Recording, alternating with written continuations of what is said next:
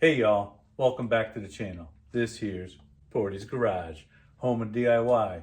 And today, Mick's actually doing an automotive project. It's just gonna be a quick one for you. So, weather's getting nice, starting to do some spring maintenance, trying to get things cleaned up, get the salt off the car here. And went and did an oil change, and now I'm gonna try to change the cabin air filter. So let me just get this turned around. It should be quick, should be simple. If I can get the camera set up and the lights in there so you can actually see what's going on, it'll be a quick, simple video, and hopefully it helps some of you out. Just quickly get that cabin air filter changed. Give me a minute. All right, so we got the glove box here. I'll try to do this out of the way. Not sure I'm gonna be able to. So you go inside the glove box, remove everything. Just pull up this cover. You can see the teeth on the bottom right there. It's got a couple clips here, so that just slides up. Then you can see, look at that, I got leaves coming out already.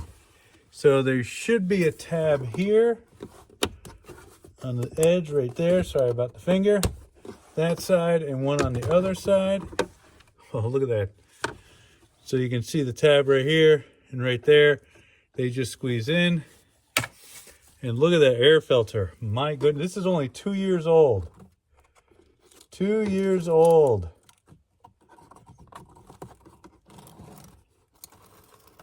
Oh my.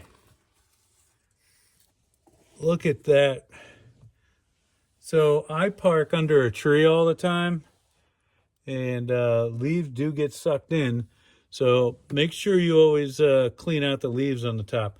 I'm going to pause this, get the vacuum. I want to vacuum in there first. All right, so I got that vacuumed out.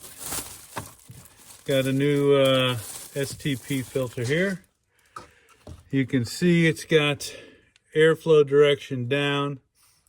So the other one was sitting this way, airflow down.